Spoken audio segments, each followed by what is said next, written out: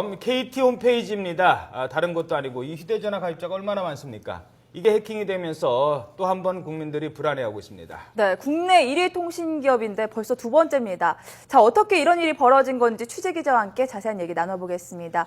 김지원 기자. 네, 안녕하세요. 안녕하세요. 예. 자, 이 뭐 좀 어려운 얘기입니다만 워낙에 이제 국민들과 밀접하게 관련이 있기 때문에 어떻게 해서 이게 가능해진 겁니까, 해킹이? 네, 말씀하신 것처럼 사실 좀 복잡한 내용이긴 합니다. 예. 이번 사건은 전문 해커 김 씨가 신종 해킹 프로그램을 만들면서 이렇게 시작됐다고 할 수 있는데요. 네. 김 씨는 인터넷에서 쉽게 구할 수 있는 파로스 프로그램을 이용해서 새로운 신종 해킹 프로그램을 만들었습니다. 예. 네. 여기서 파로스 프로그램이라고 뭔가요? 하시면 당연히 네. 잘 모르고 생소하실 텐데요. 준비한 그래픽 보면서 좀 간단하게 설명드리겠습니다. 예. 우리가 쓰는 그 개인 컴퓨터들은 보통 그 특정한 서버와 연결되면서 정보를 주고 받게 됩니다. 네. 네, 여기서 정보를 보통 패킷이라고 부르는데요. 패킷이라고 예, 하죠. 패킷이라고 부릅니다. 여기에 이번 해킹 사태에서는 그 고객 고유 번호를 하나의 패킷, 그러니까 정보로 볼 수 있는 겁니다. 네. 이런 파로스 프로그램은 이렇게 이동하는 정보들을 중간에 가로채는 것이 가능합니다. 예. 네, 이번 해킹에서도 고유 번호를 빼낸 뒤에 조금씩 번호를 바꿔가면서 오. 실제 존재하는 고객 고유 번호를 파악한 겁니다. 그리고 그 고유 번호와 연결된 개인 정보들을 빼낸 거죠. 그러니까 네. 고유 번호만 알면 고객 정보가 그냥 줄줄이 나오는 거군요. 네, 맞습니다. 네, KT가 국내 1위 통신업체이기 때문에 홈페이지에 가입한 분들 꽤 많을 텐데 회원들 구체적으로 어떤 피해를 본 건가요? 네, 앞서 말씀하신 것처럼 이번에 유출된 정보들은 이름, 주민등록번호, 전화번호, 계좌번호 등 방대한 규모입니다. 네. 검거된 김 씨 일당은 빼낸 정보 가운데 휴대전화 번호를 이용한 것으로 알려졌습니다.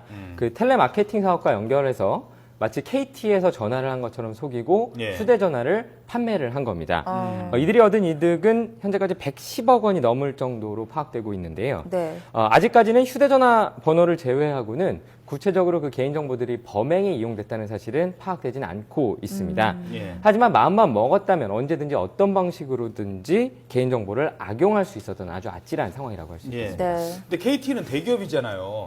이게 사실 KT가 뚫릴 거라고 물론 은행도 뚫렸으니까 뭐 할 말은 네. 없을 것 같습니다만 이렇게 되면은 그게 더 놀라운 거 아닌가요? 네, 맞습니다.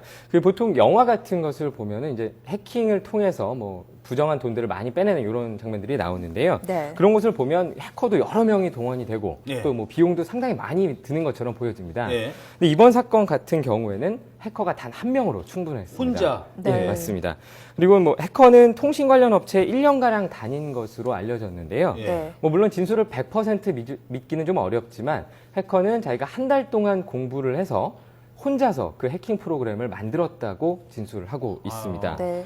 예, 물론 해커의 능력이 엄청 뛰어났다라고 할 수도 있겠지만 네. 역으로 봤을 때 KT 홈페이지가 얼마나 보안에 취약했는지 허술했다. 그것을 드러내는 것이 아닐까 네. 지금 보고 있습니다. 근데 더 큰 문제는요. 이번이 처음이 아니잖아요. 두 네, 번째죠. 맞습니다.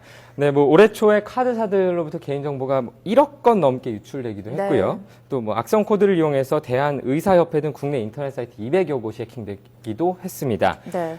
또 그 전에는 현대캐피탈 등 금융회사나 싸이월드 같은 유명한 사이트들도 해킹의 피해를 보기도 했는데요. KT만 해도 지난 2012년 휴대전화 개인정보 870만 건이 유출됐습니다. 예.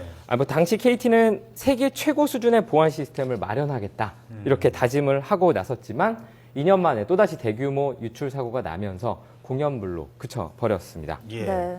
자, 이거 전문가들도 취재를 하셨을 텐데 전문가들은 뭐라고 얘기합니까? 네, 전문가들은 기본적으로 국내 상당수 사이트들이 여전히 보안에 부실하다라고 말하고 있습니다. 이번 KT의 경우만 해도 네. 한 명의 해커가 간단하게 해킹을 해버린 건데요. 일반적으로 규모가 큰 기업들은 자신의 그 사이트나 서버 같은 데를 대상으로 해서 시험 해킹, 그러니까 일부러 해킹을 해보는 겁니다. 네, 어떤 한번. 부분이 취약한지, 네, 네. 어떤 문제점. 연습삼아. 예, 맞습니다. 네, 이번 사태를 보면서 전문가들은 KT가 이런 기본적인 대처도 하고 있지 않았던 것이 아니냐라는 의문점을 제기하고 있습니다. 예. 이와 관련해서 KT뿐만 아니라 다른 기업이나 네. 기관들 역시 정보 보안 의식을 더 높여야 한다고 입을 모으고 있는데요. 네. 향후에 개인 정보 피해가 더 늘어나지 않도록 보안 인력도 더 늘리고 그런 설비들도 더 충실히 마련하는 그런 대비가 필요하다는 의미겠습니다. 네. 네, 그렇습니다. 아니 그러면 그 KT는 만들어만 놓고 누군가가 이렇게 들어왔을 때 대비하는 거는 뭐 그런 시행도 시스템은 없었다는 안 했다는 거네요. 건가요? 뭐 현재까지 뭐 어느 정도 시스템이 갖춰져 있다라고는 하지만 뭐 지금 상황으로 봤을 때는 충분히 뭐 부실했다라고 볼 수밖에 없고요. 예. 현재 뭐 다양한 기관들에서 상황이 어떤지 조사를 하고 있으니까 그 이후에 정확한 상황이 좀 파악이 될 것 같습니다. 예, 네. 알겠습니다. 네, 지금까지 사회부 김주영 기자였습니다. 수고하셨습니다. 고맙습니다.